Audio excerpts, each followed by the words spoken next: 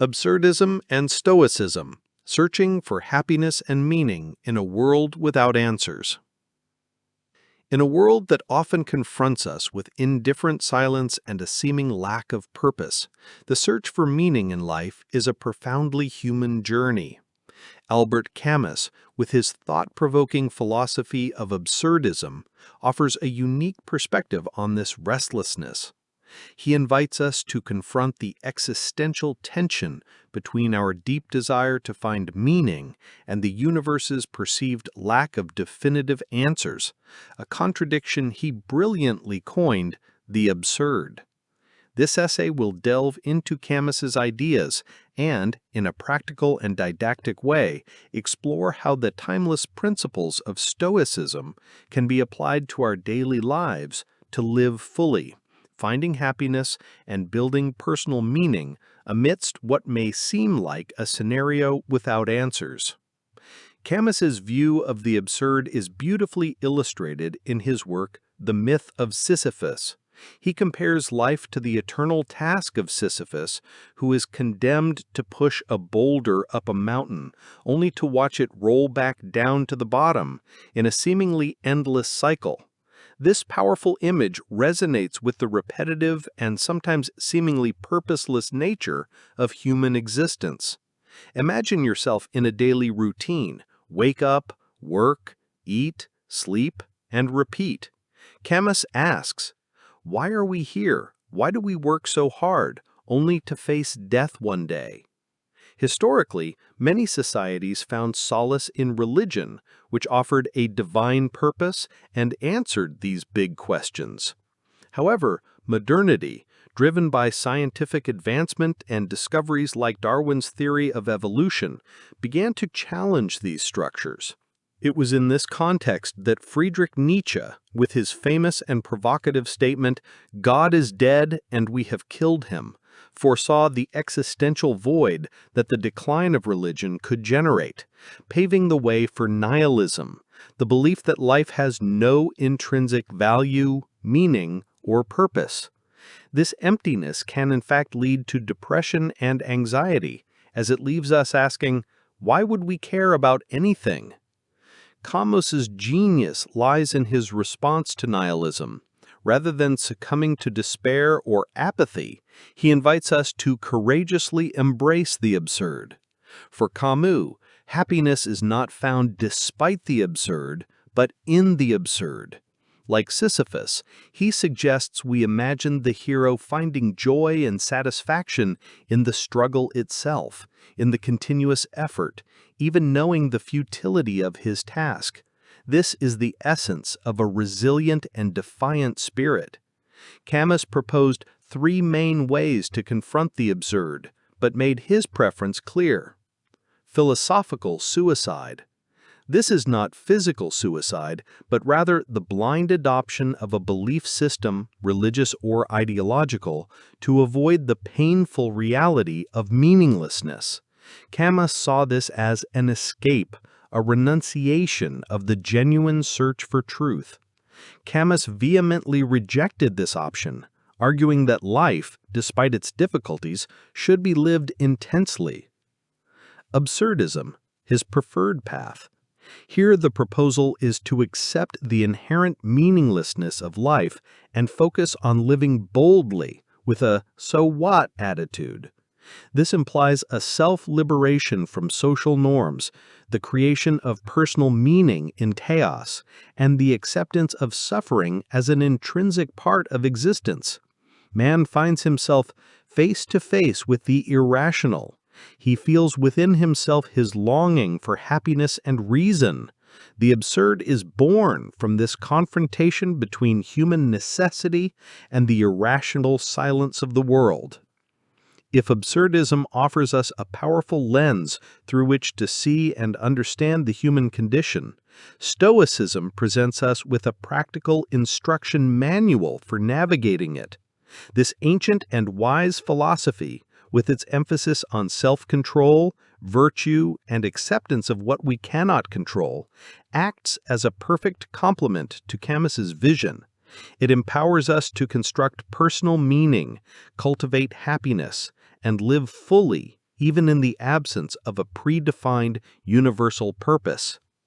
Let's explore practical and educational examples of how Stoic philosophy can be applied to your daily life to live a happy and meaningful life amidst the absurd. This is without a doubt the cornerstone of Stoicism. The Stoics teach us that most of our suffering comes from trying to control the uncontrollable. Wisdom lies in directing our energy only toward what is within our power, our actions, our thoughts, and our reactions. Everything else, the opinions of others, external events, the past or the future, the weather, the traffic, it's beyond our direct control. Practical and didactic example. Imagine yourself stuck in a massive traffic jam and you're late for a crucial appointment. Your first instinct might be frustration, anger, or impatience. However, the traffic jam is something you can't control.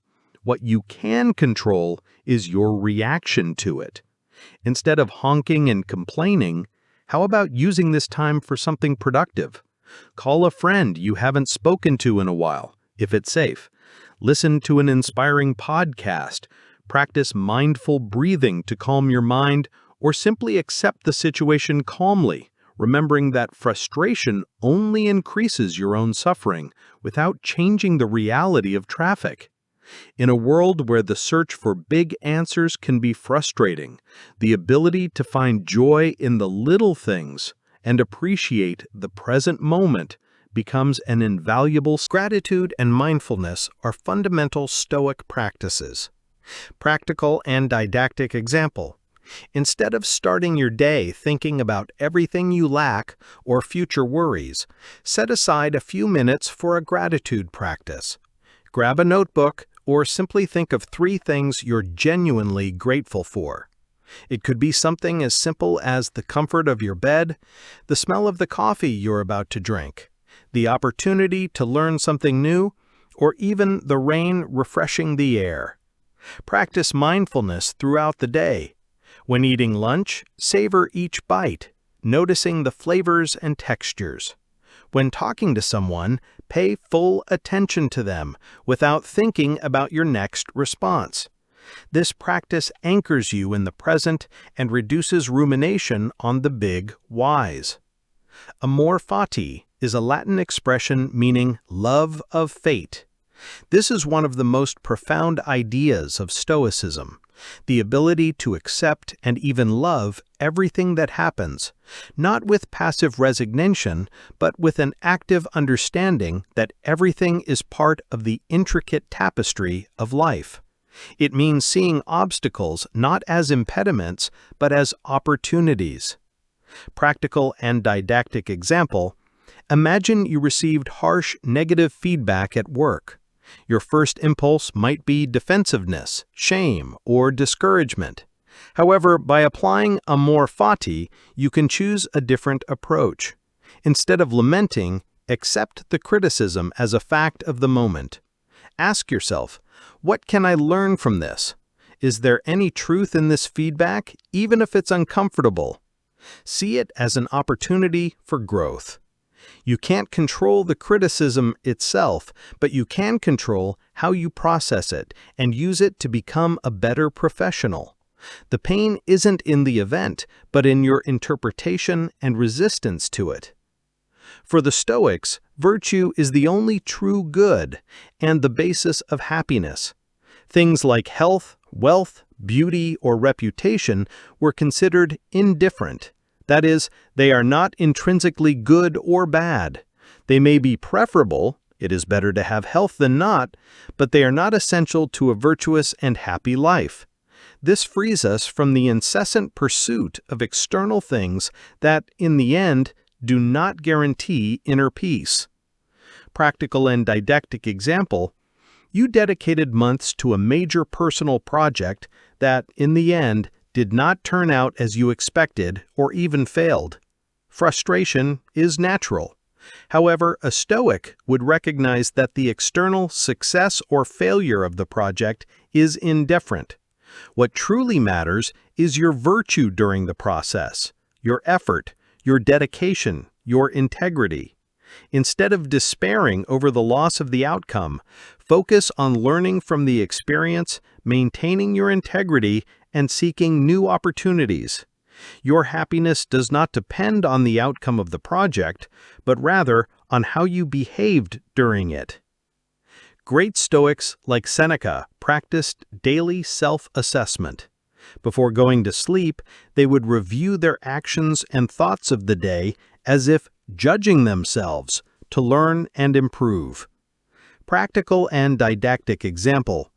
Adopt the habit of a nightly review. Before going to bed, take 5 to 10 minutes to reflect on your day. Ask yourself, did I act according to my values today? Where could I have reacted more wisely to a challenge? Was there a situation in which I allowed myself to be overcome by negative emotions? What learning opportunities arose? What did I do well today, and what can I improve tomorrow? This mindful practice helps consolidate learning, identify behavioral patterns, and improve your future responses, building a solid foundation for personal growth.